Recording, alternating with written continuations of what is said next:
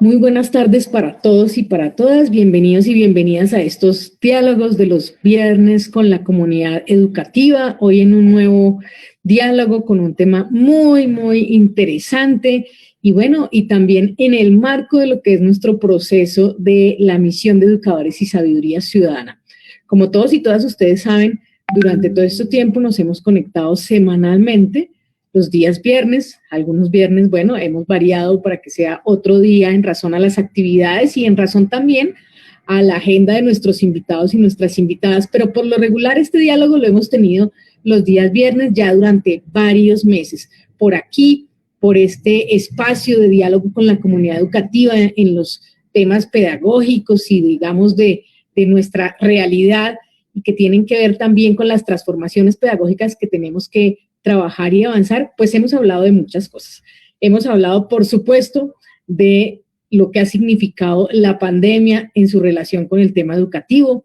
Hemos hablado de la salud mental, hemos hablado de la construcción de capacidades socioemocionales y de ciudadanía, hemos hablado de la construcción de cultura de paz también aquí, de memoria, hemos hablado de lo que significa, digamos, construir o trabajar reconociendo la diversidad, hemos hablado de inclusión. La misión de educadores y educadoras nos ha acompañado aquí en varias oportunidades y por supuesto hemos hablado, por ejemplo, de las niñas y los niños, pero en particular de las niñas en la ciencia y en el STEM. Hemos hablado también aquí de los temas, incluso en algún momento han salido temas referidos a los temas de evaluación, a los temas de la construcción de la política pública. Hemos estado aquí acompañados y acompañadas y hemos acompañado también celebraciones, conmemoraciones y eventos como por ejemplo el Día de los Maestros y de las Maestras. También hemos tenido aquí y tuvimos el lanzamiento justamente en el día del lanzamiento de la misión de educadores y educadoras, digo yo también, ya le estoy cambiando el nombre, pero sí me parece un muy buen cambio. En la misión de educadores hemos estado aquí con el lanzamiento y además con la Secretaría Técnica en varias oportunidades. Hemos conectado este espacio con, por ejemplo, diálogos tan importantes como los que se han tenido con el maestro Tonucci. Hemos tenido justamente aquí niños y niñas hablando de lo que significa Bogotá como ciudad de los niños y las niñas y de lo que va a significar entrar en la gran red latinoamericana y mundial de las ciudades de los niños y las niñas. En fin, hemos hablado de muchísimos temas que tienen que ver con, por supuesto, digamos, esa transformación pedagógica. Y bueno, hoy no podía ser la excepción. Tenemos unos invitados y unas invitadas excepcionales, conocedores del tema que vamos a trabajar, además un tema supremamente importante sobre el que tenemos que tener una mirada estratégica, mucha más mirada justamente, más sensibilidad y por supuesto un desarrollo mucho mayor en lo que es la política pública. Vamos a hablar de las voces de la ruralidad, educación y ruralidad, un tema supremamente interesante. Algunos me van a decir, Deidamia, ¿son ruralidades? Bueno, justamente de eso es de lo que vamos a conversar esta tarde. Así que entonces, con este preámbulo y este saludo y agradeciendo, por supuesto, que asistan a esta conversación, antes del partido que tendrá Colombia esta tarde, van a irse animados y animadas a hacer seguramente barra, pues vamos a tener esta conversación tan importante de las voces de las ruralidades. Le voy a dar la palabra a mi querida Juliana Bernaza, que es la líder técnica de la misión de educadores y sabiduría ciudadana. Y luego Juliana nos va a presentar a nuestras invitadas y a nuestros invitados y por supuesto a nuestras invitadas que van a liderar esta conversación y a quienes saludo a ellos y a ellas muy especialmente. Entonces, querida Juliana, bienvenida y cuéntanos cómo es el diálogo de hoy y arranquemos entonces esta sesión. Bueno, muy buenas tardes, muchas gracias, subsecretaria. Estamos muy contentos por el tema que nos reúne el día de hoy. Es un tema fundamental para la misión. Tenemos un eje, el eje de acceso de educación para todos y todas con énfasis en educación rural, que ha estado analizando estos temas y no podía ser una excepción en nuestra agenda de los webinars de los viernes para dialogar con personas que tienen conocimiento de las aulas, de los colegios, en las diferentes ruralidades que tiene la ciudad de Bogotá. No quiero extender esta introducción, quiero recibir a nuestros expertos que no solamente han estudiado, conocen, sino que viven la ruralidad día a día de nuestra ciudad y nos vienen a contar hoy por qué es importante y a discutir sobre las preguntas que motivan nuestra discusión de política pública de educación rural. ¿Qué es lo que necesita la ruralidad? ¿Cuáles son esas brechas, esas deudas que tenemos y cómo podemos avanzar para tener o garantizar que nuestro servicio educativo, que el derecho a la educación de niños y niñas en las ruralidades se pueda garantizar con toda la calidad, con todo el acceso y la equidad que ellos se merecen? Por eso, para introducir esta discusión del día de hoy y para contarnos por qué es tan importante esta conversación, tenemos una invitada muy especial que es miembro de la misión de Educadores y Sabiduría Ciudadana, con muchísima experiencia. Quiero presentarles a Fanny Zambrano.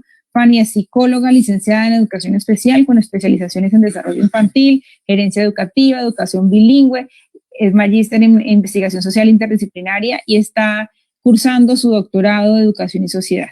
Ella es la coordinadora del Colegio Rural El Destino de la localidad de Usme, donde se desempeña desde el año 2012 y ha tenido un recorrido en la ciudad en donde ha estado en diferentes localidades, incluyendo la localidad de Sumapaz, donde estuvo un tiempo realizando comisiones de servicio, y ha podido conocer de primera mano las diferentes realidades de la ruralidad en nuestra ciudad.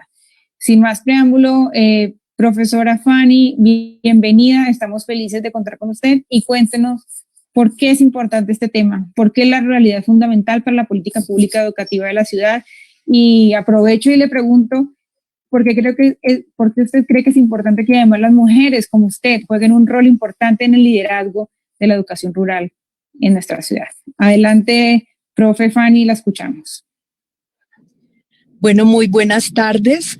Muchas gracias por tener la oportunidad de participar en este tipo de eventos, por la grandiosa oportunidad de representar un tanto desde la voz de la cotidianidad y del trabajo en la ruralidad en la misión de educadores. Como decía Juliana, hago parte del eje número 5 de educación para todos y todas, con énfasis en educación rural.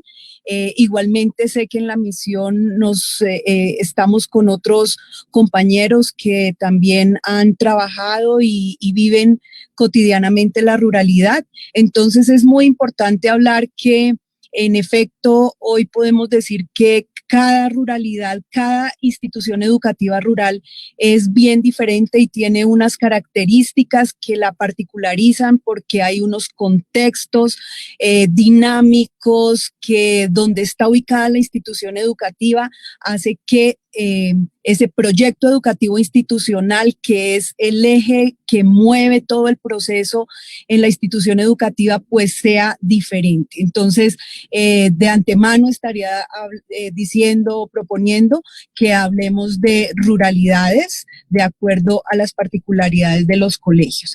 Es importante mencionar que tenemos ruralidad en la localidad de Usaquén, de Suba, de Chapinero, de San Cristóbal, de Usme, y una ruralidad absoluta en la localidad de Sumapaz, en la cual tuve la oportunidad de vivir durante casi 10 años, vivir la ruralidad y vivir a la comunidad allí. Entonces, es en este ejercicio de construcción de política pública hacia el 2030, será muy importante identificar, no solo para identificarla, sino para en efecto lograr algo con respecto a disminución de brechas, a garantizar las trayectorias educativas de los jóvenes que realmente quieran continuar su proceso educativo con la universidad, transformaciones pedagógicas, y allí es muy importante el proceso de formación docente y directivo docente, proponiendo que el tema del liderazgo directivo y el tema de liderazgo escolar en general será muy importante, siempre defendiendo el tema de la autonomía institucional y de los proyectos educativos institucionales, que es lo que nos hace que propongamos un lenguaje común dentro de las diferencias. Igualmente quiero decir que hay unos retos muy pendientes, eso lo estuvimos discutiendo en la reunión de mesa del eje de la misión de educadores en el mes de octubre, que son pues garantizar la permanencia de los chicos mucho más en este año de pandemia que hizo que pues muchos chicos desertaran para irse al trabajo. Entonces ese será un gran reto para trabajar durante este tiempo y lo que nos queda del resto de los años, iniciando en el 2021, digamos, como este proceso bien importante de hacer que nuestros chicos no deserten porque o se aburren en la escuela o porque los papás definitivamente deciden que es mejor que trabajen para que aporten a la economía familiar. El tema de la conectividad, ustedes saben que estamos a 2.600, a 3.200 metros de altura, los que estamos más cerca del páramo de Sumapaz, y que allí los temas de conectividad son bien fuertes de decidir, de que se resuelvan. El desarrollo socioemocional, hoy vemos que igualmente está muy afectado en nuestras familias y será un tema bien importante también y que no excluye a la educación rural estas temáticas. Y el tema de la inclusión es otro tema muy fuerte que tenemos que ir diferenciando, la flexibilidad curricular y el tema de los ajustes razonables, que no es un tema únicamente de los docentes de inclusión, sino que es un tema de la institución educativa, liderado el proceso por rectores también, y que no excluye a los directivos docentes. Entonces, este es como un gran abrebocas de todo el tema que se va a discutir en esta hora y media que nos convoca, este tema tan importante, porque aunque somos bajos en matrícula y bajos en cantidad de docentes que trabajamos con esa población particular, pero que somos muy importante porque son grupos de familias que han tenido, digamos, una falta de atención desde diferentes organismos, y que es muy importante y que siempre se han concentrado en educación, por ejemplo, en localidades como Sumapaz, en algún tiempo que hubo falta de presencia institucional, y que la única que hacía presencia institucional pues era el sector educativo. Entonces, bienvenidos, bienvenidas a este proceso de reflexión, que sea el primero, pero que no sea el único de este tipo, porque necesitamos seguir reflexionando para tomar decisiones y para que esas decisiones se vean en las instituciones educativas con los cambios, con las transformaciones pedagógicas, para garantizar mejores aprendizajes y mayor amor y apropiación por el conocimiento en nuestros chicos, chicas de las instituciones educativas rurales. Muchas gracias. Muchas gracias, estimada Fanny, muchas gracias por tu tiempo y muchas gracias por el trabajo que vienes haciendo en las instituciones rurales de nuestra ciudad. Sin duda es un esfuerzo muy valioso, como tú decías, ahora poder llegar a estas localidades, a estas familias que todavía enfrentan brechas tan importantes y que necesitan tanto el acompañamiento, sobre todo en estos contextos como el de ahora que estamos viviendo, en donde los retos de conectividad son muy grandes y hay muchos interrogantes para resolver, de forma que podamos seguir garantizando el servicio educativo para nuestros niños y niñas en la ruralidad. Quiero entonces darle la palabra a nuestra querida Amanda de EDIDEP, quien estará liderando el conversatorio del día de hoy con 3 expertos muy conocedores de la situación de la ruralidad. Nos acompaña en el día de hoy Andrés Javier Bustos, que él es licenciado, magíster en literatura y estudiante del doctorado en ciencias de la educación, y hoy en día es miembro del programa Maestros y Maestras que Inspiran. También tenemos con nosotros a Rafael Cortés, que es directivo docente de nuestra Secretaría de Educación, es el rector del Colegio Gimnasio Juan del Campo Varela, una persona que tiene muchísima experiencia de la gestión del liderazgo en las instituciones educativas y nos va a contar mucho de cómo es liderar y cuáles son los grandes riesgos de ese liderazgo. Y tenemos también con nosotros a Javier Serrano, que hace parte de nuestra misión de educadores, es uno de nuestros especialistas, ha hecho parte de todos los procesos de reflexión, análisis y construcción de política de educación rural en nuestro país. Él es magíster en lingüística y educación y es consultor de la Corporación para el Desarrollo de la Educación Básica de Colombia. Los tres son personas muy conocedoras del tema, que además disfrutan la ruralidad y que nos vienen a compartir hoy y a desarrollar actitudes que nos plantea nuestra maestra Fanny, que son fundamentales de resolver para pensar en una política de educación rural que ya viene consolidándose mucho tiempo, pero que todavía necesita seguirse trabajando, apoyando, escuchando para llevar más respuestas y soluciones a la ruralidad. Querida Amanda, bienvenida y te cedo la palabra para que iniciemos nuestro conversatorio.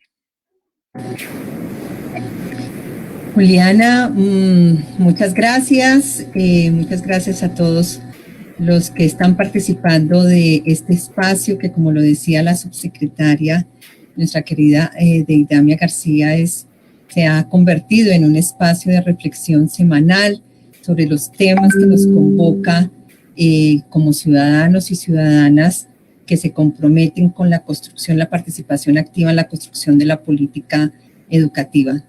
Bien, hay que recordar que administraciones pasadas han venido trabajando muy fuerte este tema de la política educativa rural.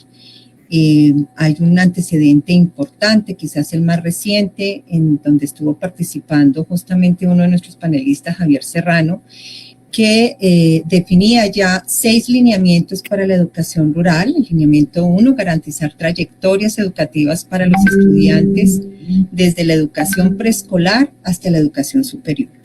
El lineamiento 2, superar los obstáculos de la pobreza mediante acciones multisectoriales que se articularán en las instituciones escolares. El lineamiento 3, avanzar en la garantía del derecho a la educación a fin de mejorar la calidad y el uso del tiempo escolar.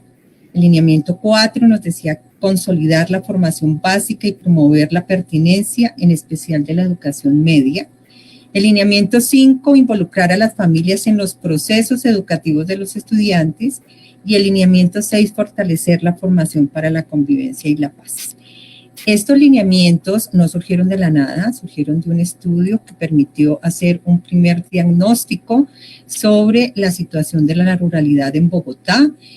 Creo que es importante, como lo dijo la maestra Fanny, comenzar a visibilizar que Bogotá no es solamente una parte urbana, sino que también tiene estas ruralidades, digamos, con sus especificidades y un territorio 100% rural en el que se consolida las apuestas ambientales, considerando que tenemos el páramo más grande del mundo, el páramo de Sumapaz. Bien, tenemos un panel de lujo, el rector Rafael Cortés, que ha hecho unas propuestas pedagógicas importantes con un grupo de más o menos 57 docentes, me corregirá rector, supremamente comprometidos, también con su colega el rector del Jaime Garzón, que recién llega al territorio, pero que hay unos maestros y maestras allí que también desde la cuenca del Río Blanco han hecho unas apuestas importantes por resignificar la identidad campesina y por volver a poner en juego de la discusión y la reflexión pedagógica lo que es educar en una ruralidad con enfoque territorial. Está el profesor, uno de los profesores más jóvenes, Andrés Bustos, de la nueva generación, pero con toda la experiencia en promover procesos de redes. Ya nos contará él una red gigante que surge del apalancamiento con otra red, la red Chisua, que es la Red Latinoamericana de Educación Rural. Ya nos hablará también de ese hermoso proyecto que ha estado trabajando fuertemente en encuentros entre maestros, en formación y en ejercicio de la ruralidad desde México hasta la Patagonia. Finalmente nos acompaña un experto en el tema de la política educativa rural, Javier Serrano, como ya lo había presentado Julián. Bien, vamos a tener una serie de preguntas que ya las ha estado ambientando la profesora Fanny Zambrano. Van a tener 3 minutos cada uno para poner sus reflexiones sobre la mesa y que podamos discutir alrededor de ellas al final. La primera sería: ¿cuáles son los aspectos concretos a fortalecer en las instituciones educativas rurales de Bogotá para ofrecer calidad, pertinencia y garantía de las trayectorias educativas completas a los estudiantes en estas ruralidades particulares? Voy a dar la palabra al profesor Andrés Bustos, si les parece, luego el rector y al final Javier, y luego vamos variando el orden, ¿les parece? Profesor Andrés. Hola Amanda, muchas gracias.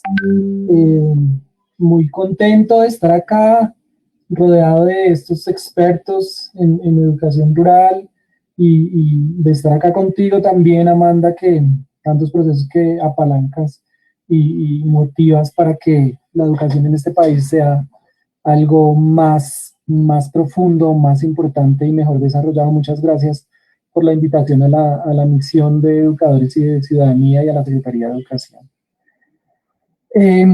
Bueno, inicialmente digamos que el problema más profundo para poder garantizar la permanencia en las escuelas rurales de Bogotá y probablemente en toda Colombia tiene que ver con un problema estructural, ¿no? Que quizás la escuela misma y la educación no sea capaz de resolver por sí sola. Un problema estructural que sin duda tiene que pasar, cuya solución tiene que pasar por la escuela, que la escuela es necesaria para que se solucione, pero que solamente la escuela no va a poder solucionar.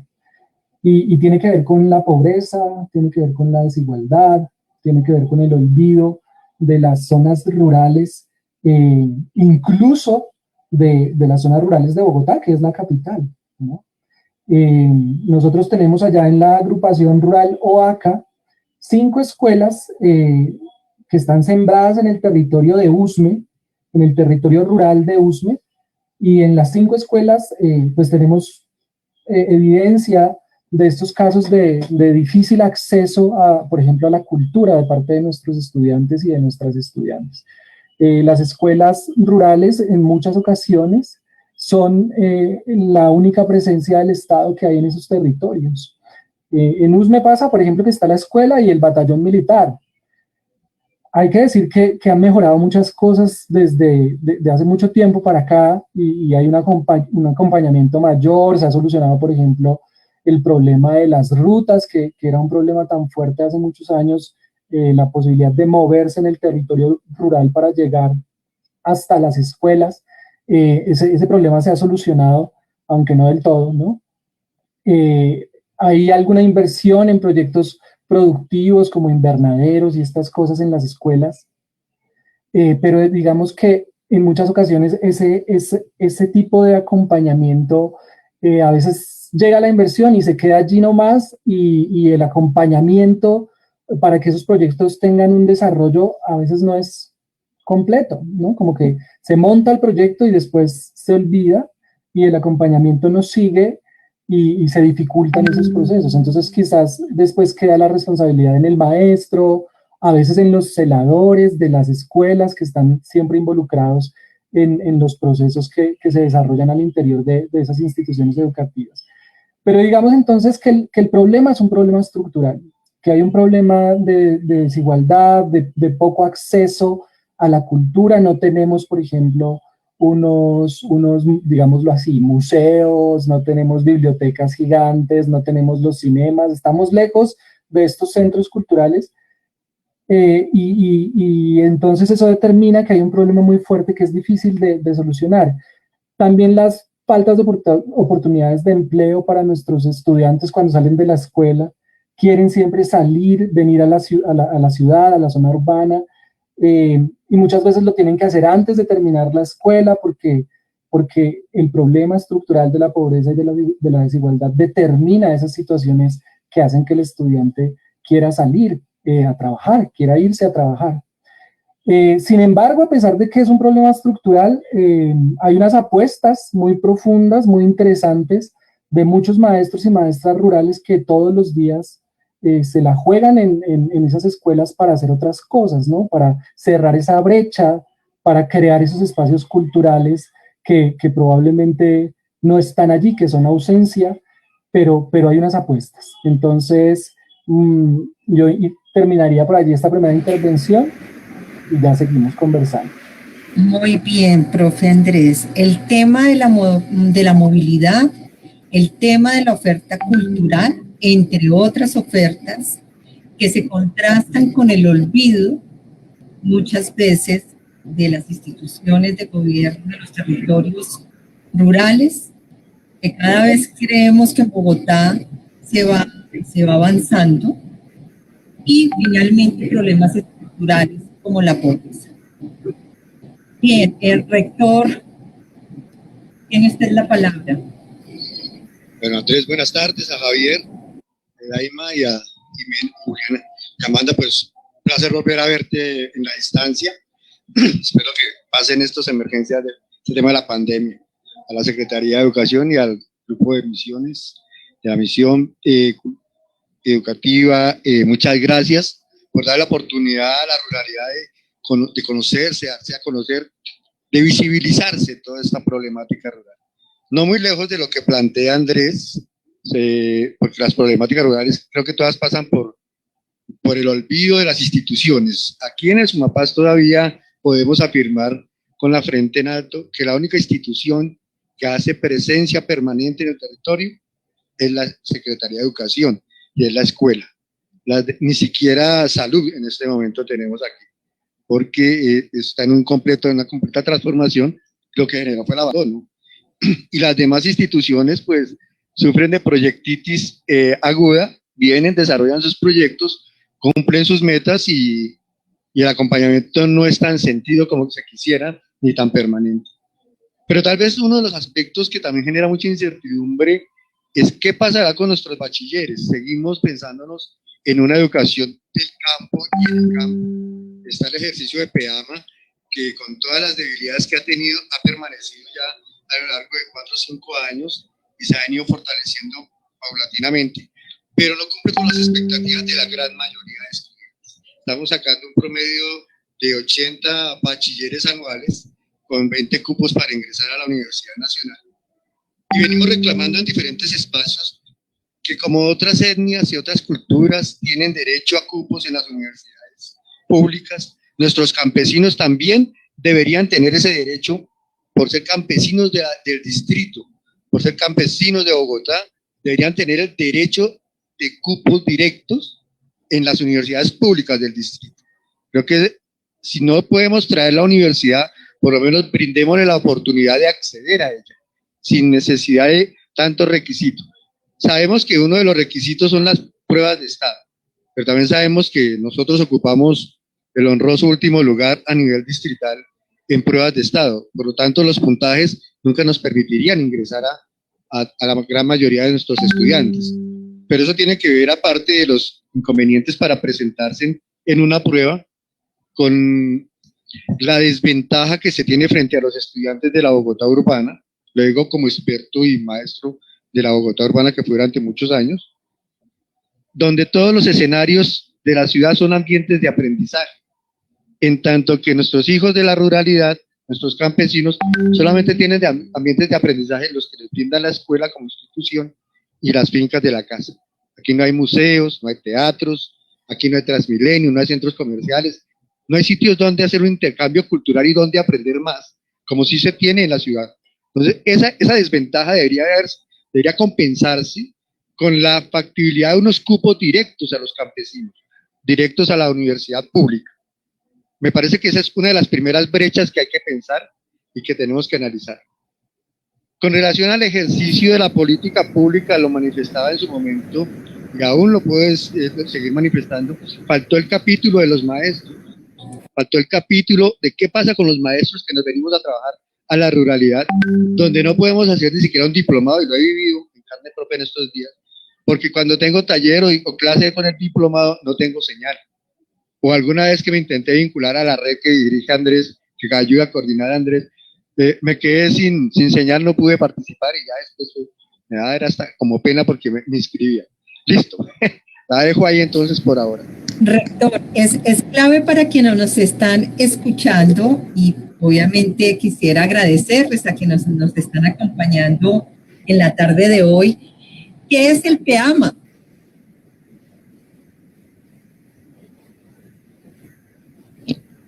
Ese es Plan de Educación Media atraído a las zonas alejadas.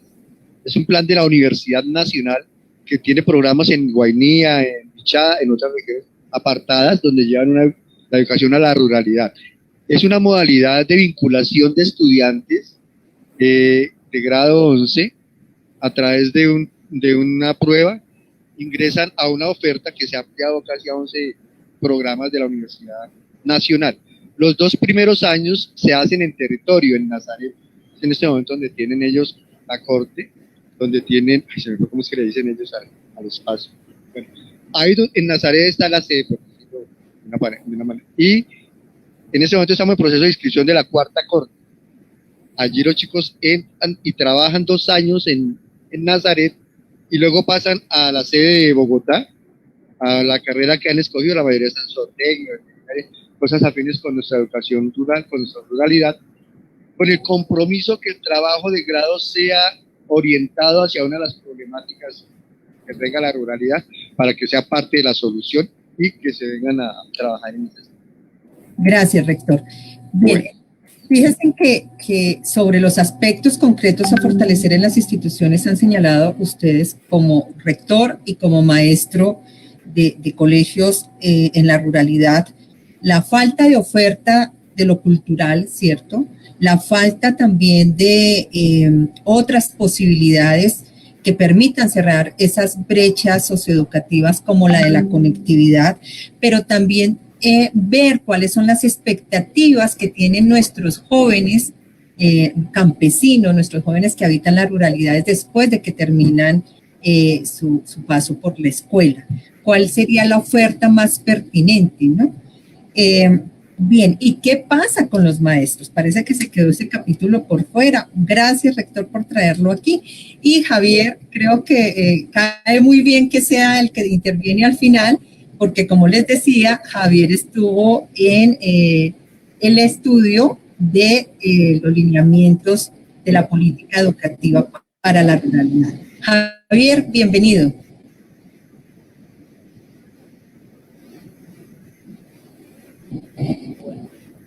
Buenas tardes otra vez. Para quienes estamos aquí aparentemente presentes y quienes están menos presentes, pero también participando. El tiempo es muy escaso y la diversidad es mucha. Yo voy a tratar de decir 3 cositas que en este tiempo, 3 cositas que contribuyen a mi manera de ver, que dan visión sobre las diversas condiciones de ruralidad que uno puede constatar en Bogotá y que me parecen importantes. Una es, la escuela tiene una función muy importante, especialmente en el medio rural y en los medios empobrecidos de la sociedad, que es contribuir a la equidad en términos de acceso a capital cultural y especialmente al capital cultural como que considerado como dominante en general, porque pues todos tenemos acceso a la cultura y todos vivimos en una cultura. El asunto es que hay como una especie de inventario de bienes culturales que son los que, digamos, mandan la parada en ciertos contextos, como en las expectativas de educación y muchas veces profesionales de la gente. Entonces, una función clave, me parece ahí, de la escuela y que hay que hacer en términos de intensificar para garantizar permanencia y trayectorias buenas y completas, es que la escuela tiene que ser una instancia de ampliación del acceso a los bienes culturales de la humanidad. Y en ese sentido es contribuir como a ampliar el mundo de la gente, a partir de lo local, por supuesto, y de lo conocido. Eso me parece que tiene que ver también con otro factor, que es la escuela. Es necesario que la escuela, hay que intensificar las acciones que contribuyen a que la escuela ayude a ligar la vida escolar y educativa con las posibilidades al salir de la escuela de la gente y con las aspiraciones. Es decir, abrir posibilidades o enlazarse con posibilidades de volver de verdad las aspiraciones de los muchachos o los planes de vida de los que se habla tanto, de tal manera que no haya una ruptura entre la vida escolar y después yo qué hago, un poco en los términos que lo planteaba Rafael, ¿eh? Y eso lo veo tanto en términos productivos, económicos, digamos, de vinculación económica, como en términos de aspiraciones académicas y educativas de la gente, porque las aspiraciones son muchas y muy variadas. En ese sentido y en los dos que he mencionado, me parece que es muy importante el intensificar o mantener una mano firme y sostenida sobre el mejoramiento de las prácticas pedagógicas de los colegios que funcionan en contextos rurales. En el sentido de que los muchachos logren tener experiencias de aprendizaje tan agradables y tan útiles que mantengan su agrado en aprender, es decir, que incluso si desertan de la escuela, no deserten del aprendizaje y del saber. Tengo como telón de fondo de lo que acabo de decir, y con esto termino, que muchos de los muchachos que estudian en los colegios rurales de Bogotá no viven en la ruralidad, sino viven o en medio más urbano o en zonas de borde, y a todos hay que responder. Entonces son universos y entornos bastante distintos que cada uno lleva por dentro en su apropiación cuando llega a la escuela. Ya. Javier, yo quisiera aprovechar esa experiencia que tú tienes también para contextualizar a quienes están asistiendo a esta charla. ¿Cuántas localidades y cuáles localidades de Bogotá tienen ruralidad? Porque justamente lo que acabas de decir, hay unas ruralidades que estamos definiendo como ruralidades de borde, ¿no? Que seguramente en el POT en unos años quizás desaparezcan. Háblanos un poquito de esa perspectiva y de ubicar a quienes están asistiendo de la ruralidad en Bogotá.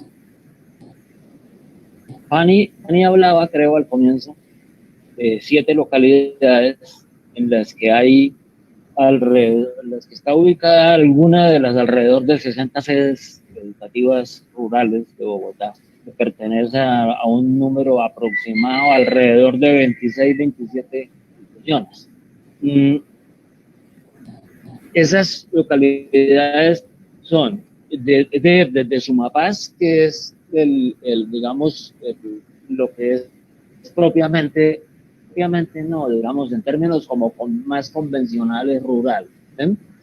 Pero están las zonas de Usme, de Ciudad Bolívar, hay localidades como Usaquén, que tiene una sede, Torca, hay localidades como Chapinero, con 2 o 3 colegios en los cerros y en contextos muy urbanizados ya, entonces donde los mismos interesados encuentran difícil identificar la ruralidad, como nos decía algún rector el año pasado. Tuba, que ya creo que excepto una sede, lo demás, y es altamente urbanizado o altamente contactado, influido por el mundo más de la ciudad urbana. Hay algo en San Cristóbal, creo. Son 7 localidades en realidad. Vos, Bosa ya no. Tuvo en un tiempo el colegio Quimi Pernía, por ejemplo, pero entiendo que eso ya no es rural. En algún tiempo, cuando nos conocimos, Amanda en IDEP, era todavía Bosa parte de, ese colegio era parte de lo rural. En los últimos tiempos ya no. Es decir, es un mundo supremamente variado. Y yo creo que hay que pensar entonces en educación en la ruralidad para unos muchachos que viven en la ruralidad y que posiblemente algunos quieran permanecer en la ruralidad, otros no, o quieren cambiar la vinculación tradicional que tienen sus familias con la ruralidad. Pronto sí quieren permanecer vinculados, pero no necesariamente ahí y en las actividades tradicionales.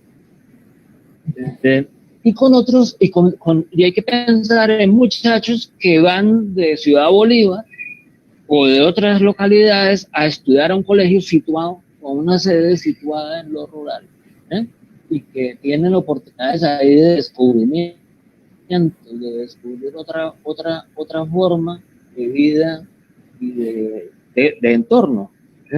Cada uno de ellos llega con su entorno por dentro y ahí se junta todo eso y eso se vuelve complejo, rico al mismo tiempo, pero difícil de manejar, y difícil de manejar en una sola dimensión, digamos, con líneas muy determinadas. Ya. Muy bien, Javier. Profesor Andrés y rector, Javier ha puesto en el centro de la reflexión a la escuela y las prácticas pedagógicas de la escuela y las acciones de los maestros para ampliar el acceso a los bienes culturales de la humanidad, en la que, pues, por supuesto, se le están dando oportunidades a nuestros estudiantes, diciendo que se deben intensificar las acciones que la escuela realiza, ¿cierto?, para que se articule lo que se hace en la vida escolar con las aspiraciones de los planes de vida de ellos. Entonces, haría esta pregunta. ¿Ustedes qué consideran que debe fortalecerse en los procesos de formación docente para transformar esas prácticas pedagógicas y para permitir que la institución realmente sea una institución que garantice la equidad en el acceso a esos bienes culturales de la humanidad? Para los profesores de reciente vinculación, los que llegan, y para los versados y con las trayectorias como el rector. Rector, empecemos por usted. Prenda el micrófono, por favor. No, lo que pasa es que Andrés quería intervenir primero, pues yo le puedo hacer el espacio a Andrés. Ah, bueno. Dale, profe Rafael, muchas gracias. No, bueno. Es que... Pero podemos ir conversándolo los dos, no pasa nada y le damos este tinte más de conversatorio. A ver, yo he venido tomando nota de varias de las cosas que han dicho y me parece muy importante lo que plantea el maestro Javier Serrano sobre este tema. Esto de intensificar las acciones de la escuela. ¿Qué es lo que... habría que preguntarse qué es lo que está haciendo la escuela para pensar si en la pertinencia de intensificar o no, o si hay algunas cosas a las que hay que bajarle más bien y empezar a pensárselas desde otras perspectivas. Digamos, partiendo desde el ideal de que la escuela está haciendo lo que tiene que hacer como un espacio, también lo decía Javier, es la escuela ese espacio que nos permite vincular la comunidad local con el mundo, y también preguntarnos si es la escuela ese espacio en el que lo local se está respetando, se está valorando, se está asumiendo como un saber, se está también potenciando, ¿no? Todas estas propuestas de la globalización, ¿no? Del pensamiento global en lo local y desde lo local hacia lo global, cómo somos capaces de hacer que esto sea una realidad. Si eso está pasando, tenemos que potenciarlo. Pero si eso no está pasando en la escuela, tenemos que empezar a desarrollarlo, ¿no?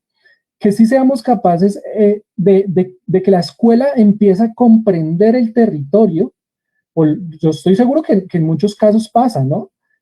Seguramente allá en el Juan de la Cruz pasa, en el Jaime Garzón, en algunas de las escuelas de Vaca también pasa. Cómo nosotros hemos tratado de entender el territorio local y esa relación del territorio con la comunidad y de la comunidad con el territorio rural, la particularidad de lo rural, y cómo dialoga la escuela con ese territorio rural. ¿Es capaz de comprender esas dinámicas? Entonces ahí sí intensifiquemos las acciones para que eso se multiplique, ¿no? Pero primero preguntémonos si está pasando, y si no, ¿cómo es que le hacemos? Eso es lo primero que diría yo, y a ver cómo le va el profe Rafael, y si yo lo interrumpo después.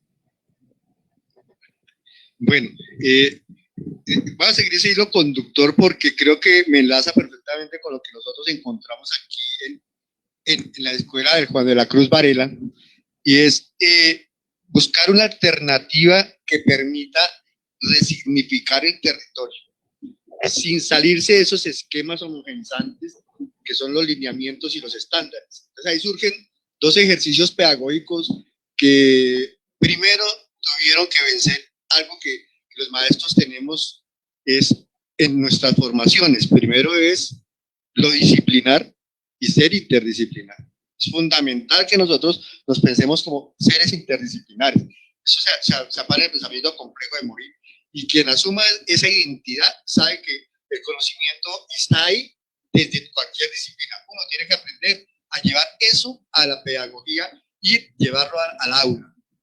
Esa era la primera como concepción que se tendría que variar. Y la segunda es el miedo, vencer el miedo al cambio, vencer el miedo a esa tranquilidad de las asignaturas, a esa tranquilidad de mis 8 horas de clase, y expresar y experimentar en la vivencia de la cotidianidad rural, que es un tema completamente diferente a lo urbano. Cuando nosotros dejemos de pensarnos, o cuando dejamos de pensarnos así, empezamos a construir las dos estrategias fundamentales que fueron los campos de pensamiento y que fueron la estrategia de la cátedra de sumapatología, que fue liderada por los maestros del propio territorio. Los campos de pensamiento no buscaban sino una cosa fundamental, ver la formación desde una parte interdisciplinar y con un desarrollo de habilidades cognitivas de pensamiento.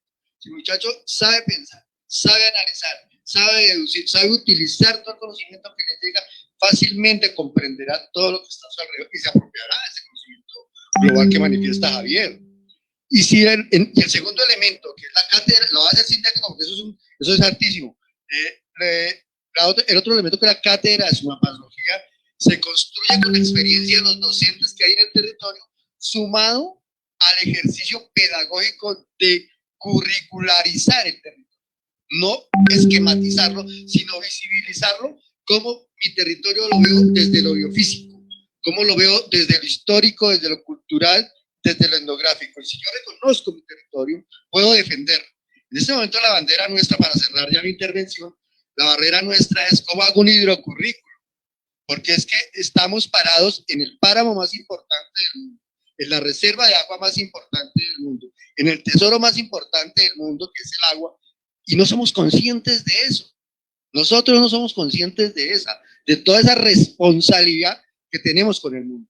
A estallar estamos ya visibilizando. Y eso va con procesos de investigación. Lo dejo ahí y que creo que Andrés iba a intervenir. Cortito para que Amanda no se nos vaya a poner de mal genio. ¿Puedo, Amanda, un momentito? Para nada, está súper interesante y ya vamos para la intervención de Javier, pero es que quiero, con esto que han planteado los dos profes, que ahondemos un poquito en esto de resignificar el territorio de lo rural en una ciudad como Bogotá. ¿Qué es eso? Yo que estuve 8 meses acompañando en un proceso de formación docente al equipo de docentes del rector Rafael Cortés, apenas si logré entender todo el trabajo que venían haciendo en torno, por ejemplo, a resignificar la identidad campesina. Eso para una localidad como Sumapaz, digamos, es entendible. pareciera obvio, pero no para las otras localidades de las que nos ha hablado Javier, que son como un híbrido ya entre lo rural y lo urbano, que sería resignificar el territorio rural en una ciudad como Bogotá. Y eso que tiene que ver con las apuestas de formación de los docentes que trabajan en lo rural. Ya el profesor Rafael nos había dicho, el tema de vencer el miedo al cambio y definitivamente un abordaje interdisciplinar de sus prácticas pedagógicas para lograr eso que ha dicho Javier, experiencias de aprendizaje agradables y útiles. Entonces, profe Andrés, continúe. Ya va, Javier.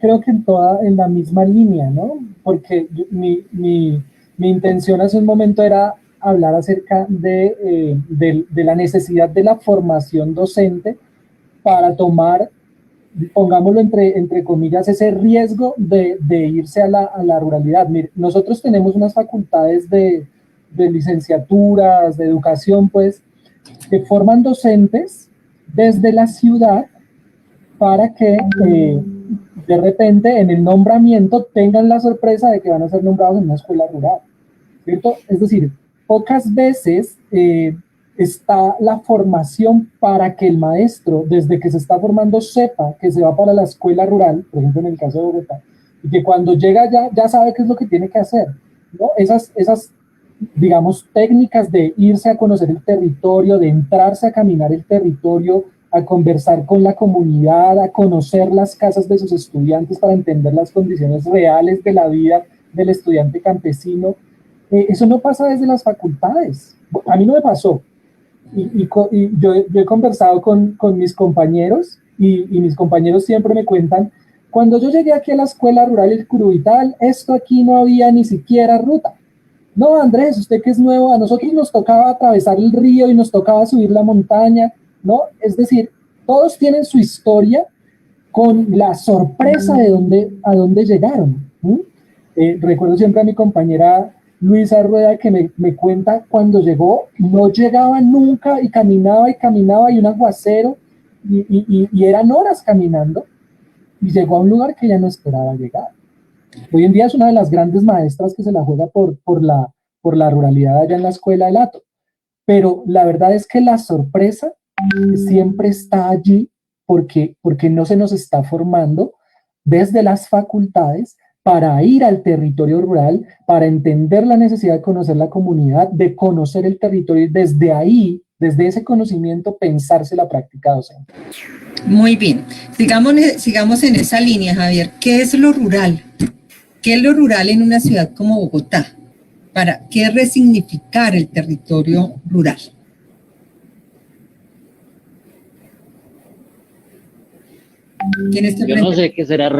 Yo no sé qué será resignificar el territorio rural.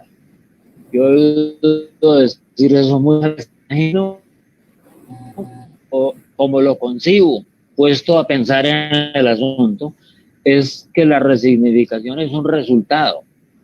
No, allá hay que llegar, ¿sí? Pero en realidad los significados son individuales y son culturales. Es decir, fruto de una serie de acciones que en este caso se desarrollan no propiamente en las cuatro paredes, pero a partir o en el contexto institucional de una institución educativa, uno puede llegar a resignificar su contexto o el contexto en el que está estudiando, pues porque, como dije, para muchos no es propiamente su contexto vital, digamos.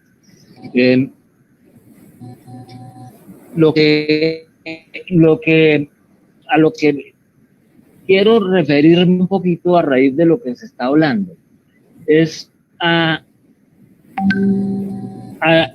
una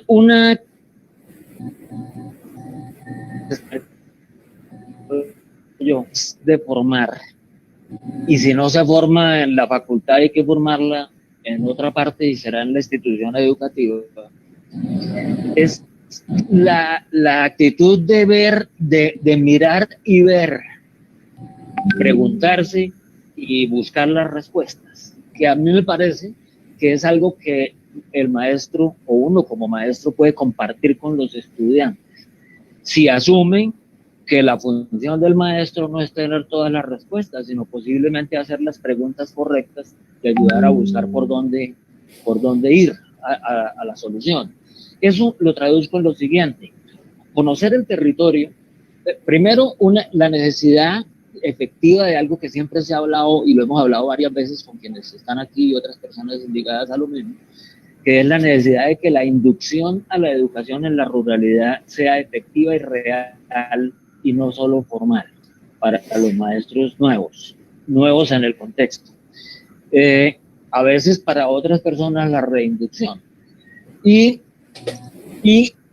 la actitud de conocer el territorio y la práctica de conocer el territorio con ojos pedagógicos, porque es un maestro que está buscando cómo ser mejor maestro en un contexto determinado. Y mirarlo con ojos pedagógicos es haciéndose preguntas y compartirlas con la gente, digamos, porque no es solo los estudiantes tampoco, sino incluso los colegas, y llegar a encontrar en este contexto qué es lo que puede dar lugar a experiencias reales, significativas realmente, de aprendizaje. No sé si se fue la voz. No, alcanzamos. Hay algunas dificultades, pero te hemos logrado. Algo ahí. Yo sentí que algo se desconectó, pero bueno. Es cómo llegar a encontrar realmente qué es lo que puede ser escenario útil y clave de aprendizaje en el contexto, porque es que uno no conoce el contexto por vivir ahí, eso no es cierto. Uno puede tener práctica del contexto y eso ni siquiera es tener experiencia del contexto. Y esa es la actitud que tiene que lograrse como cuando uno vaya a hacer algo específico. Eso puede dar o debería dar para preguntas verdaderas de lo que llamamos investigación, porque si no se convierte la investigación en actividades que tampoco tienen mucho sentido. Ya. Muy bien, Javier. Bueno, formación docente para docentes en contextos rurales, solo desde la experiencia, dice Javier, ¿cierto? Desde la experiencia pedagógica, entre pares, ¿sí? Y creo que este elemento de la investigación es clave para las intervenciones que vienen del profe Andrés y del rector, de investigar la propia práctica para poderla transformar. Es decir, volver a esta figura del maestro intelectual, del maestro que investiga, indaga y transforma sus prácticas, que es lo que hace, digamos, el sentido de la experiencia. Veamos entonces, digamos ya desde los procesos formativos, vayámonos entonces a los proyectos, ¿cierto?, que han desarrollado ustedes como profesores, como rector, en sus instituciones y que crean que pueden recomendarse para expandirlos, para compartirlos, para que fueran apropiados por otras comunidades educativas rurales y que aporte a la formación y al aprendizaje de los estudiantes, pero quisiera que pensáramos en contexto rural la formación integral también desde esta idea de la jornada única, ¿no? De la jornada extendida, complementaria. ¿Cómo sucede eso en contextos rurales y desde las propias experiencias y proyectos pedagógicos? Rector.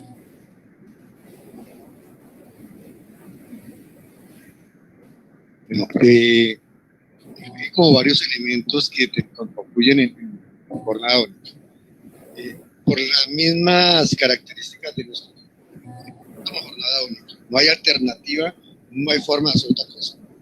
Se ha llamado jornada única rural campesina, así se ha conocido, porque se respetan algunos espacios de los horarios jornales campesinos, como no utilizar sábados o a las 4 de la tarde ya todo. Una jornada no es mucho, pero nos falta mucho por hacer en ese sentido. Pero no hay otra forma de hacer jornada, porque los estudiantes, algunos se desplazan, se demoran 1 hora, y otros estudiantes que se demoran hasta 1 hora y media, 2 horas para llegar. a la sede donde tiene la clase. Entonces, en ese orden de ideas, no hay más jornada, no hay sino la jornada única, y el programa de los sábados de los adultos, que es sábados y domingos con bachillerato para adultos, y ese también es avalado por la Secretaría, digámoslo, acompañado en todas los elementos que hacen parte de la jornada única, como la ruta escolar, como son los comedores. Y faltaría, nosotros sí estamos adoleciendo mucho del tema de infraestructura y de material pedagógico pertinente para esas jornadas.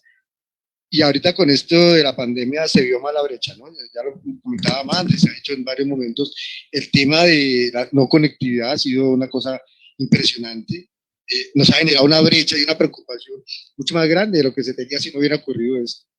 La parte de las prácticas pedagógicas curiosamente se potencia porque al no estar en reuniones de sedes presenciales, no podernos encontrar, la virtualidad ha sido un ejercicio que desde los sitios donde están los maestros les ha permitido hacer diálogos pedagógicos más seguidos y construir propuestas, como la que nace con un colectivo de docentes que se llama Memorias Sumapaseñas en tiempos de pandemia, y que enriquece el proceso, porque es partir de la pregunta del estudiante, de la curiosidad del estudiante en su contexto, y a partir de esa inquietud, con el acompañamiento de los maestros, llegar a la construcción de una pregunta problemática, que eso es un camino no muy fácil. Llegar a que el estudiante sea capaz de formularse, ¿y para qué quiere estudiar eso? El para qué y el por qué. Me parece que estos 7 meses han carecido mucho en eso. ¿Y eso a qué nos ha obligado? Bueno, el no tener conectividad nos ha obligado a hacer guías y a entregarles guías. Eso les ha obligado a leer, a escribir y a interpretar el material que se les da. Y en esas competencias uno puede decir que también es una ventaja que se ha sacado. Entonces, hay cosas que hay que mirar desde lo positivo. Que las prácticas docentes se dinamizaron a raíz de la emergencia. Nos pegamos un sacudón. Algunos todavía nos estamos levantando de eso con el tema de las TIC. Para nosotros ese era un tema del maestro de informática, del maestro de tecnología, de algún gomoso de los jóvenes, así como Andrés, encarretados con esas nuevas visiones. Nosotros fuimos de tiza y tablero y de garrotazo y jalón de oreja, ni qué imaginar esto. Entonces, era en Dick Traxi que se veían los relojes de ahora. Entonces, ese cambio nos sacudió ahorita positivamente para la escuela. Ahí lo veo. Gracias. Profe Andrés.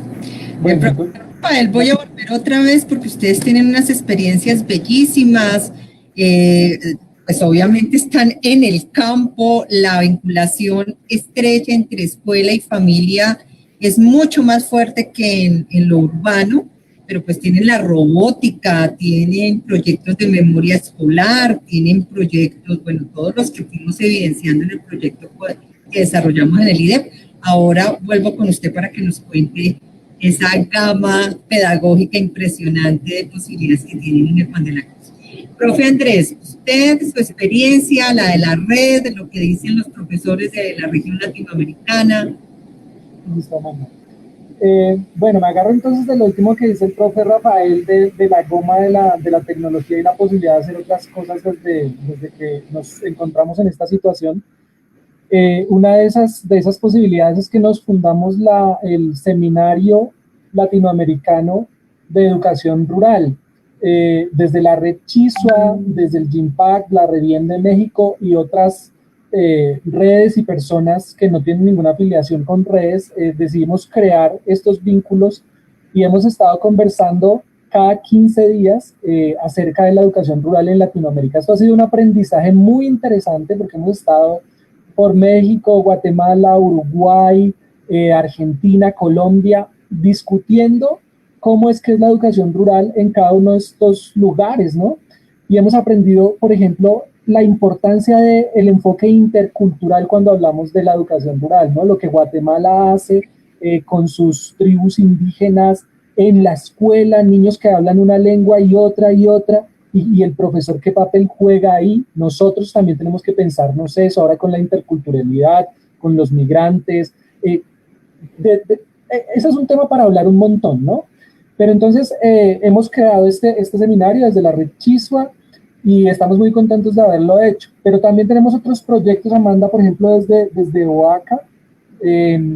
tenemos en la escuela rural El Curubital la Biblioteca Escolar Gabriel García Márquez, y ahí me gustaría decir que hemos tratado de hacer unos espacios o de crear unos espacios que sean capaces de presentar una alternativa frente a lo tradicional, ¿no? En la escuela rural.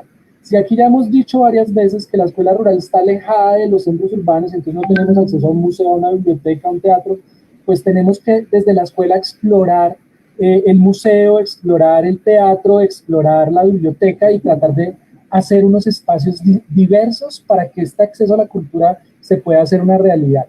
Eso me parece fundamental.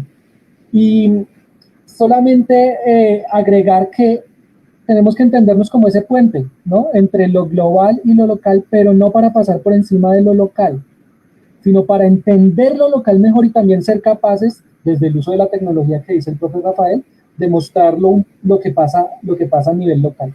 Y un aporte más, recuerdo conversando con los compañeros sobre la jornada única. Muchos dicen, sí, pues es que no hay otra jornada, tienes razón Rafael, o sea, ya en la zona rural no hay otra, no se puede de otra manera. Pero ¿cómo somos capaces de llenar de contenido esa otra parte de la jornada?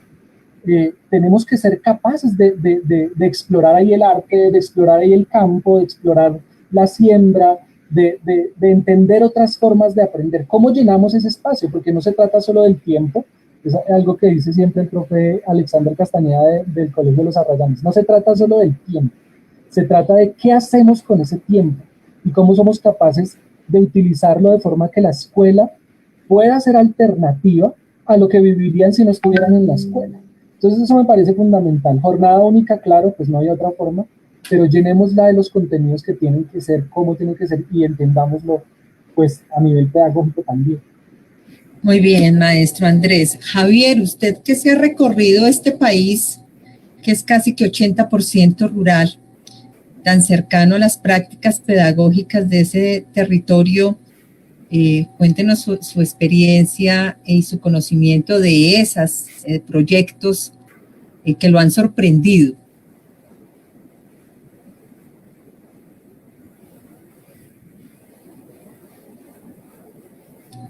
Prenda su micrófono, profesor Javier, por favor. Yo podría mencionar unas dos experiencias, una más particular y otra más territorial, y una más conocida que otra. Con algunos docentes de Bogotá y directivos fuimos una vez al Meta, a Puente Amarillo, al Colegio Francisco Torres León en Restrepo. A mí me parece que allá han desarrollado una experiencia que además ha sido premiada y yo creo que justamente premiada. Han realizado una experiencia de convertir de algo que a mí me parece muy importante, que es convertir la escuela en un universo de diferentes experiencias o diferentes posibilidades de experiencias de desarrollo de habilidades e intereses de los muchachos, que constituyen lo que me parece que es importante en el tiempo escolar ampliado o la jornada única posible, ¿sí? Como decía Rafael, y como pasa en muchos establecimientos rurales. Pero es convertir la escuela en un centro de desarrollo de posibilidades y de encuentro de posibilidades y de ampliación de expectativas e iniciativas de los muchachos, que hace que los muchachos no se quieran ir de ahí nunca, que es parte de lo que hay que lograr con ampliar el tiempo escolar. No es ampliar el tiempo de cárcel, ¿sí? sino ampliar el tiempo de gusto y en la práctica, en el aprendizaje de todo, pues, ¿sí? De la convivencia, de la resolución de problemas, del aprendizaje de conocimientos y conceptos.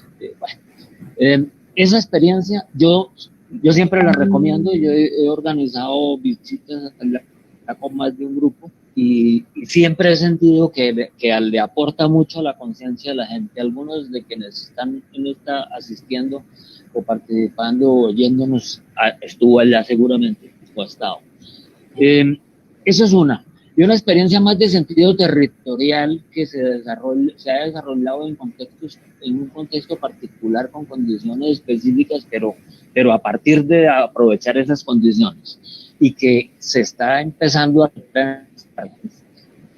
es la experiencia archiconocida o archimencionada de la educación rural en Caldas. ¿Ven?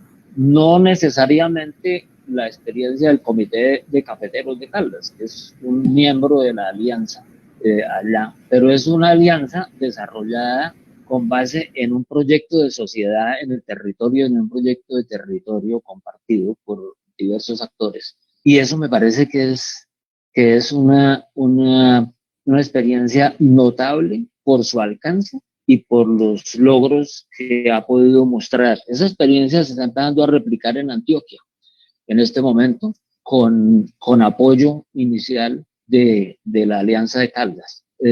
Esas dos experiencias me parecen en gran parte iluminadoras, porque uno encuentra allá muchachos distintos a los que encuentran en muchos otros sitios y como que se han creado un universo de posibilidades entre distintos actores de la sociedad. Además, me parece importante en términos de la vinculación de actores no propiamente del sector educativo, que es una cosa que siempre se extraña en muchos casos y se plantea.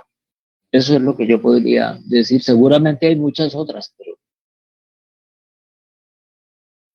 Muy bien, Javier, estamos entrando a la recta final de este webinar y quisiera, desde la diversidad de las experiencias de cada uno de ustedes, que conversemos a propósito de qué recomendar a la política educativa rural en Bogotá para fortalecerla en cada uno de los 6 lineamientos que yo nombré al iniciar este diálogo. ¿Qué falta por hacer? ¿Qué logros hemos tenido a su parecer? ¿Qué logros? ¿Y qué nos falta por hacer?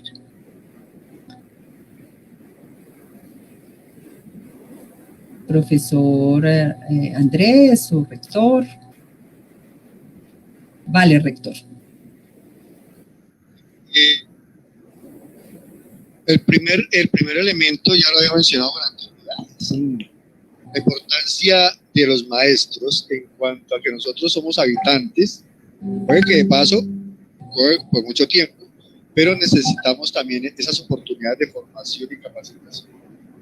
Ese es como el primer elemento. El segundo elemento tiene que ver más con el tema de planeación de presupuestos, porque si a nosotros se nos siguen dando los presupuestos por número de estudiantes, pues nunca vamos a tener suficiente presupuesto para mantener 17 sedes, porque en una sede donde yo tengo 4 estudiantes, pues el presupuesto del colegio es de 56 millones de pesos para el año y para mantenimiento de 16 sedes. Uno hace cuentas y ¿qué le queda?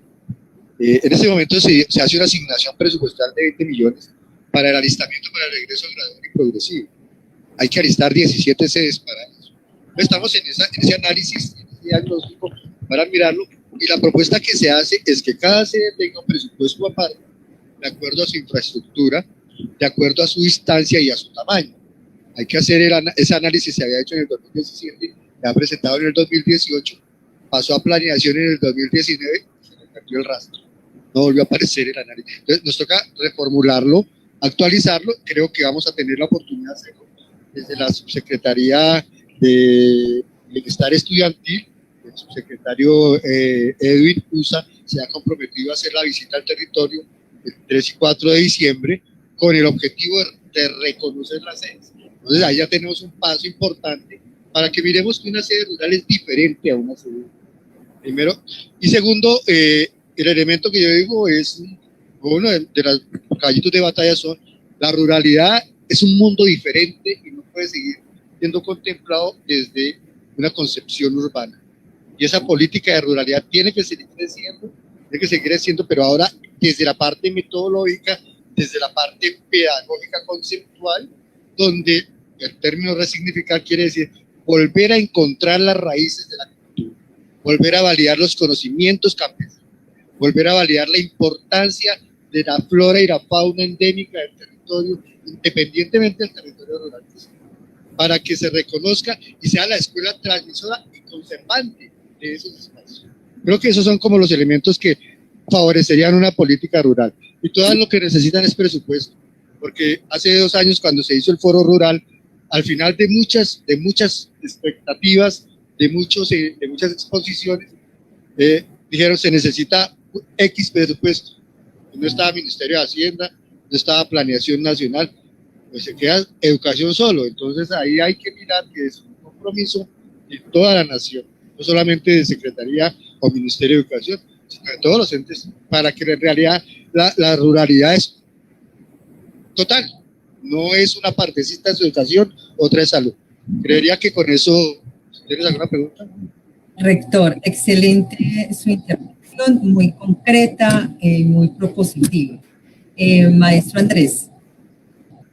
Mira, en ese sentido yo diría o resaltaría la importancia de algo que se mencionó previamente, y es el tema del acceso una vez los estudiantes de la ruralidad terminan sus estudios escolares.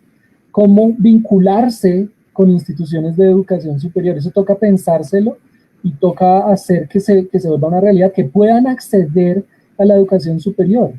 Muy pocos logran terminar sus procesos escolares en la secundaria, y los que lo logran tienen una gran dificultad para el acceso. Y eso genera una brecha enorme en la sociedad, una brecha de desigualdad que sigue profundizando este problema estructural con el que yo abrí mis intervenciones. Y ese problema de acceso tiene relación con el ejercicio de la evaluación, porque se está evaluando a los estudiantes de las zonas rurales con la misma evaluación con la que se evalúan los estudiantes de las zonas urbanas. Entonces, el enfoque tendría que ser distinto, ¿no? O sea, hay que repensarse mucho cómo es que estructuramos los contenidos que abordamos en lo rural, cómo evaluamos lo rural y qué pasa después cuando el estudiante sale para que continúe y pueda hacer realidad sus proyectos de vida, ya lo habíamos mencionado también. Entonces, pensarse un enfoque territorial. Creo que se ha ganado mucho en el tema de la relación con las familias, que era uno de los 6 lineamientos que tú planteabas desde el comienzo. Creo que eso se da casi por naturaleza en el territorio rural. Las familias se acercan siempre mucho a la escuela. Sin embargo, me parece que la escuela tiene que permitir también ese acercamiento y profundizarlo. Pensarse, por ejemplo, los proyectos productivos no solamente al interior de la escuela, sino desde la escuela, cómo esos proyectos productivos pueden impactar en la realidad social de las familias. Cómo de repente, no sé, procesos también de alfabetización, un poco pensado desde la idea de Freire, ¿no? Cómo alfabetizamos para que pueda haber un ejercicio productivo en la comunidad que redunde en el bienestar social. Entonces yo me iría por ese lado, pensarnos nuevamente la evaluación, la organización curricular para generar acceso, y también esa relación con las familias, pero para que sea una relación que permita el desarrollo de procesos o proyectos productivos que impacten en la realidad social. Muy bien, excelente, maestro Andrés. El cierre, Javier, antes de que por la tormenta te perdamos. Yo quisiera simplemente decir lo siguiente, miren, se hacen muchos planteamientos, pero pocos se ponen en práctica. Yo creo que Bogotá tiene, con lo que se hizo hace 2 años y lo que se entregó con la Nacional a la Secretaría, un avance muy importante en términos de líneas de acción gordas que pueden dar chance a la diversidad. Me parece que lo que hay que hacer con eso es ponerlo en ejercicio, hacerle seguimiento para mejorarlo, encontrar qué funciona, qué no, otras veces. Y realmente ir creando hechos ligados conscientemente a los planteamientos de algo que planteaban también Rafael y Andrés. Y quiero terminar con esto. A mí me parece que un aspecto clave en el que, y con lo que posiblemente no estemos de acuerdo los tres y sea para otra conversación, es en términos de calidad manifiesta en los resultados que se obtienen con los medios convencionales como las pruebas, ¿sí? Y además en términos de calidad manifiesta en eficiencia interna, permanencia, promoción. No se puede caer en naturalizar las precariedades de lo rural y hacerle pasito, digamos, porque son rurales. Yo creo que hay que ser tanto interno en las instituciones, no estoy hablando solo de aspectos disciplinarios, digamos, tanto en las instituciones como en como en los gobiernos, hay que ser supremamente exigentes con eso, porque si no terminamos naturalizando la inequidad. Y creo que una manera de hacer, de naturalizar la inequidad puede ser la exigencia de pruebas distintas y de accesos más fáciles a medios media y los en las pruebas estandarizadas. Lo que creo es que la consigna debería ser lograr una educación tan buena con todas las condiciones necesarias para ser tan buena en sus resultados, que sea o mejor que la del resto de la ciudad, o que pueda competir en condiciones de igualdad. Porque ese es el derecho que tienen los muchachos. A uno le hacen fácil y cuando le hacen pasito, pues después la vida se lo cobra. Eso me parece a mí que es importante. Wow, es un punto de debate, lo sé, vamos a dar 2 minutos. ¿Es la particularidad, es la focalización o es nivelar en condiciones de igualdad lo rural y lo urbano? A ver, ¿cómo es eso? En 1 minuto. Solamente quiero poner en consideración una cosa. Habla de calidad y equidad cuando no la hay. Sí se mide con eso. O sea, yo sí quisiera ver un estudiante de cualquier colegio de Bogotá urbana aquí, en el territorio, apartando, sembrando, ordeñando, aporcando, enlazando. Entonces, si no lo puedo hacer, yo así no estoy calificado. Entonces perdió la evaluación. Quisiera ver a un estudiante venir a presentarse a una prueba cuando no sabe dónde se va a quedar, no sabe a qué bus va a coger para llegar al sitio de la prueba. Eso le pasa a los estudiantes de aquí. Entonces, no hay equidad en este momento, porque es que la vida rural es diferente a la vida urbana. Y los estudiantes de las escuelas rurales están siendo evaluados con pruebas para escuelas urbanas. No hablemos de igualdad y equidad cuando no existe. Y tampoco es que estemos pensando que no nos califiquen y que no somos pobres. No, aquí hay otros saberes.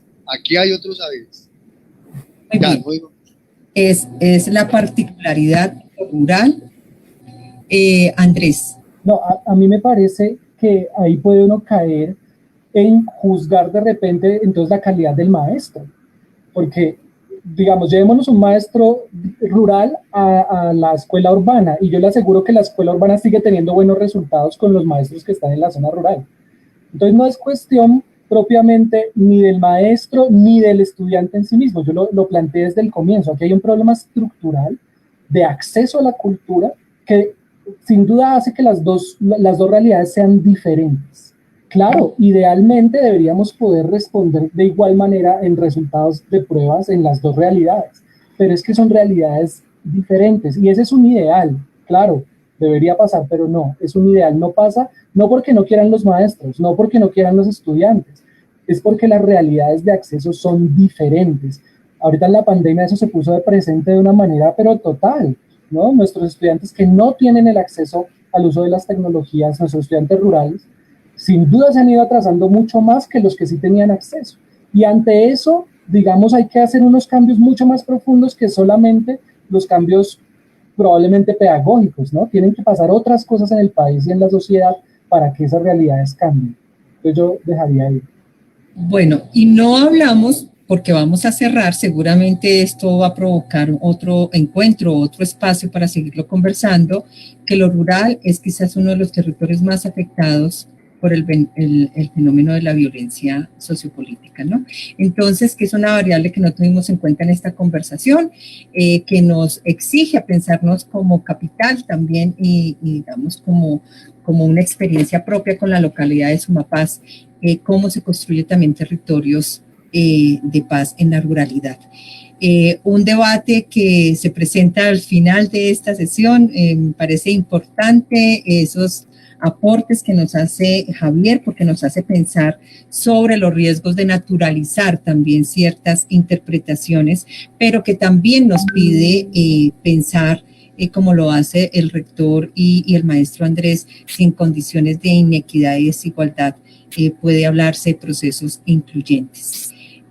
Muy bien, yo quisiera darle agradecimientos a los panelistas, sus aportes fueron supremamente importantes en términos de lo que requiere la educación rural en función de la formación de sus maestros, una formación mucho más amplia, mucho más fortalecida, que también se revalore desde la experiencia que tienen en el mismo territorio, pero también procesos tan elementales como las inducciones a los maestros que llegan a estos territorios por primera vez, fortalecer proyectos pedagógicos de investigación, de innovación, que permitan también seguir fortaleciendo la jornada única, que es la única jornada que hay en los territorios rurales, y finalmente atender, digamos, a esas particularidades de lo que significa lo rural en una ciudad como Bogotá, lo que significa sus conocimientos, sus saberes,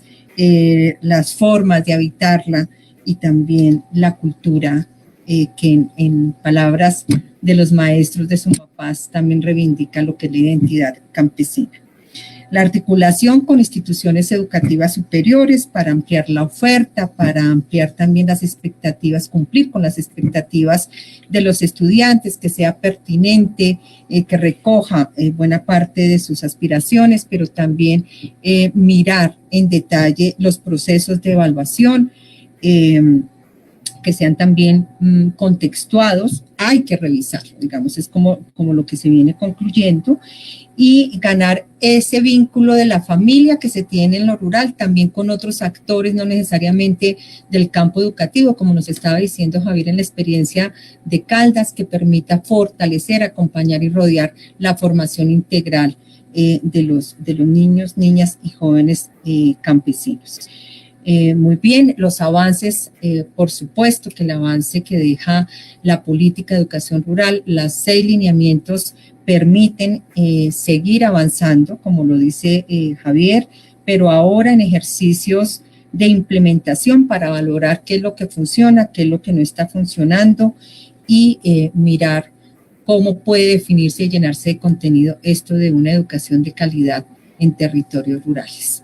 Creo que ese es un balance interesante, es un balance que ustedes nos permiten conocer, ampliar y que seguramente será de obligada discusión en cada una de las mesas de la misión de educación y sabiduría ciudadana, que es el propósito fundamental de este espacio de webinars. Hablar con las personas que tienen la experiencia, el saber para aportar a la construcción de una política al corto, al mediano y a largo plazo para la ciudad, para la Bogotá urbana y en este caso para la Bogotá rural.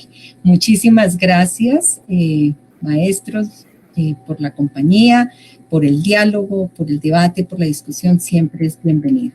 A todos quienes nos acompañaron en la tarde de hoy, un agradecimiento especial y seguimos en nuestras próximas conversaciones. El próximo webinar va a estar el doctor Carlos Vasco acompañándonos sobre el tema de la política educativa, una historia para Bogotá y el país. Mil gracias y una buena tarde. Muchas gracias. Saludos para todos. Muchas gracias. Gracias, Javier.